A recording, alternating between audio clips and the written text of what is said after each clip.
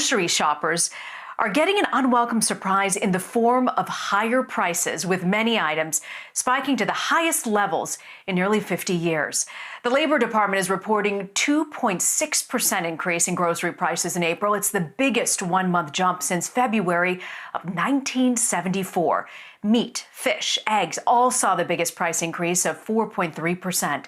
A new CBS News poll reveals about a third of Americans find they're spending more to feed themselves, with lower-income Americans noticing higher prices the most. For more, I'm joined by Reiley. She's the business and food reporter for the Washington Post. So, Laura, what's the cause of this price increase right now? We're also seeing this in bulk items as well. Well, we've seen a really precipitous change in how consumers shop. So as we've all witnessed over the past couple months, restaurants, food service has gone to nearly nothing. And we've all begun to eat almost all of our meals at home. So that has resulted in some supply chain disruption. So a lot of food, so the majority of food has been slated for food service over the past couple of years. And we eat more than 50% of our meals out, basically. A lot of that food is not in a format that we can use. So if you're talking about butter or cheese or beef or any big category, even flour, it's often in 50-pound bags, not a useful thing or a useful unit to pivot into the retail sector. I was surprised at the beginning of this pandemic. I went to Costco, it was packed. You could barely find things. I went about a week ago. And when I went there were very few people. It could have been to the time I went, Monday at about 4 p.m. But the prices, can people really afford to buy 2 large boxes, bottles of peanut butter? And you look at the meat shortages. Even if you can go to a grocery store and find meat, oftentimes you're limited to 2 packets. Is it because we've seen the outbreak of coronavirus at a lot of these meat packing facilities? Is that why we're seeing this rise in prices for meat? And is that also why there appears to be a shortage to where you can't buy large quantities even if you wanted to?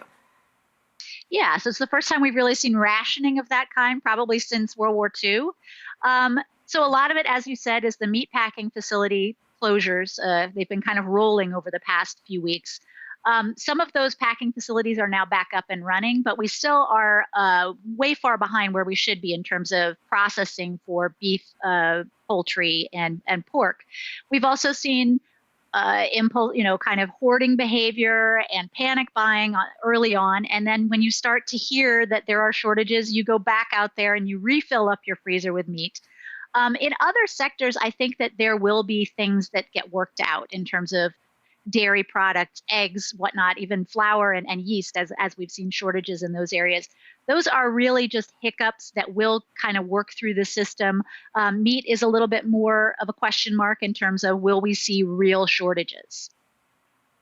You mentioned yeast. I was finally able to find yeast yesterday in the grocery store. I am seeing some of these things come back. But when I looked at that CBS News poll that we conducted, where it shows that lower income Americans are really noticing the higher prices, why do you think that is? Is it because of these high unemployment rates? They seem to really be feeling this the most.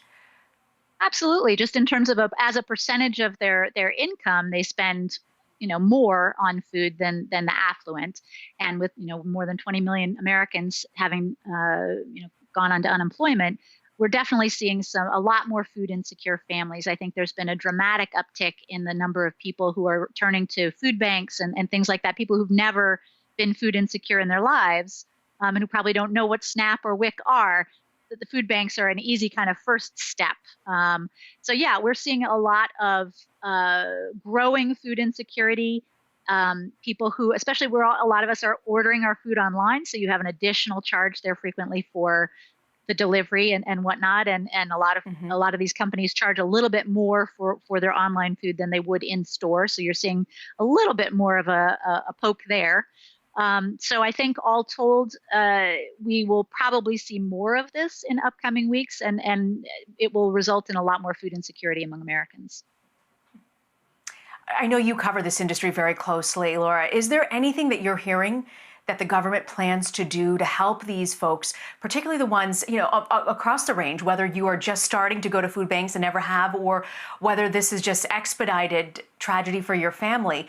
Is there a sense of what the government might be trying to do to help at this point?